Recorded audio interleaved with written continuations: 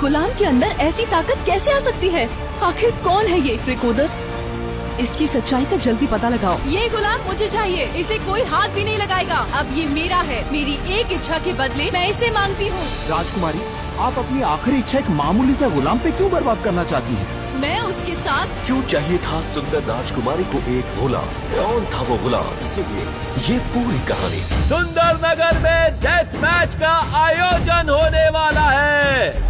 राजकुमारी मणिकर्णिका भी इस आयोजन में पधार रही है। मौत का खेल तो इन अमीरों ने अपना शौक बना रखा है। डेथ मैच में गुलामों के लिए एक नियम बनाया गया था। अगर एक भी गुलाम राज परिवार के किसी भी योद्धा को हराकर जिंदा बच जाए तो उसके साथ सारे गुलामों को आजाद कर दिया जाएगा। लेकिन ये सब इतना आसान नहीं था, क्योंकि इन गुलामों की जिंदगी नरक से बदतर थी और इन्हीं गुलामों के बीच कैद था 16 साल का नील वायुपुत्र, जो कोई आम कैदी नहीं था। कल आजादी का नया सूरज निकलेगा। हालत देखिए अपनी और हम सब की। पूरे दिन हमें पीटा जाता है, हम तो अपने पैरों पर ठीक से खड़े भी नहीं हो सकते। अब चाहे मणिकर्णिका आए या यमराज, कल मैं यहाँ से निकल के ही रहूंगा।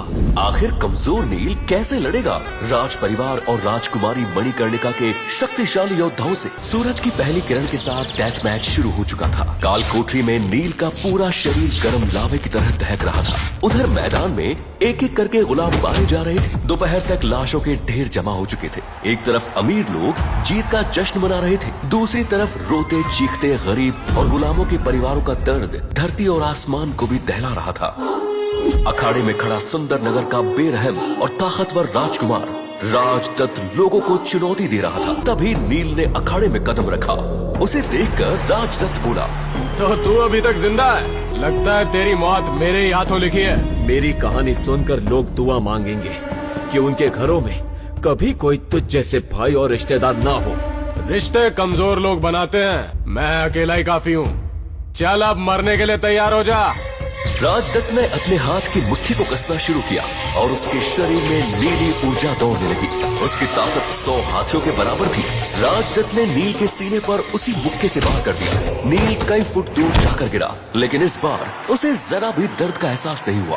राजदत्त को इसकी उम्मीद तक नहीं। थोड़ा और दम लगा राजदत्त, इतना मेरे लिए काफी नहीं है। राजदत्त भूखे भेड़िए की तरह नील पर टूट पड़ा।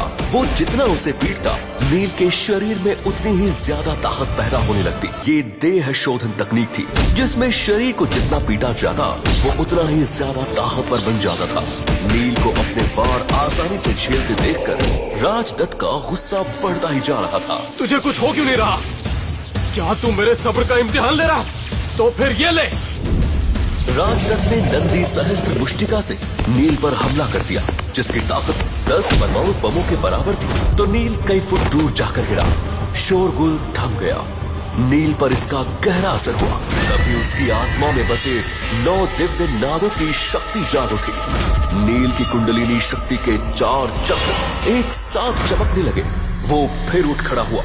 ये देख वहाँ बैठे लोगों को अपनी आंखों पर विश्वास नहीं हो रहा था। इस हमले से कोई जिंदा नहीं बच सकता था, लेकिन नील ने राजदत्त की पूरी ताकत सोख ली थी। तेरा समय पूरा हुआ राजदत्त, अब मेरी बारी। नील ने एक जोरदार मुक्का राजदत्त को मारा। बस एक ही मुक्के में वो धूल भागते हुए कई फुट दूर जा गिरा। लोग खुशी से झूम उठे, ढोल नगाड़े बजने लगे और मणिकर्णिका अपनी जगह से चौंक कर खड़ी हो गई। एक गुलाम के अंदर ऐसी ताकत कैसे आ सकती है? मणिकर्णिका के खास मंत्री रिकोदर ने जब नील की कहानी बताई तो मणिकर्णिका के पैरों तले की जमीन खिसक गई। यानी मेरे साथ इतना बड़ा धोखा। अब मैं इन लोगों को नहीं छोड़ूंगी। तभी नील मैदान में चिल्लाते हुए राजा नागेंद्र से बोला, डेथ मैच के नियमों के मुताबिक मैं जीत गया और अब आपको मुझे और इन सारे गुलामों को आजाद करना होगा। राजदत्त की हार उसके पिता युजवेंद्र और बड़े चाचा नागेंद्र को बर्दाश्त नहीं हुई। नागेंद्र किसी चोट खाए घायल सांप की तरह फुकार रहा था। वो इतनी आसानी से नील को छोड़ने वाला नहीं था। वो चिल्लाया, इतनी आसानी से नहीं नील, तुझे आजाद छोड़कर मैं इतने बरसों की अपनी मेहनत बर्बाद नहीं कर सकता। मैदान में फिर मौत जैसा सन्नाटा छा गया। नागेंद्र ने अपना हाथ लहराया और नीली बिजली की तलवारें हवा में घूमते हुए नील को घेरने लगी। नील जानता था कि वो नागेंद्र का सामना नहीं कर सकता। नागेंद्र बिजली की गति से नील की तरफ दौड़ा। नील बस अपनी मौत को सामने देख रहा था। तभी एक कड़क आवाज गूंजी। रुक जाइए महाराज नागेंद्र, उसे छोड़ दीजिए। नागेंद्र के कदम वहीं रुक गए। मणिकर्णिका, आप जानती भी हैं आप किसे बचाने की कोशिश कर रही हैं? एक गद्दार के बेटे को, जो मौत की सजा पाया हुआ एक गुलाम है। याद है आपने मुझे एक वचन दिया था, उस वचन के बदले मैं इसका जीवन दान मांग रही हूँ।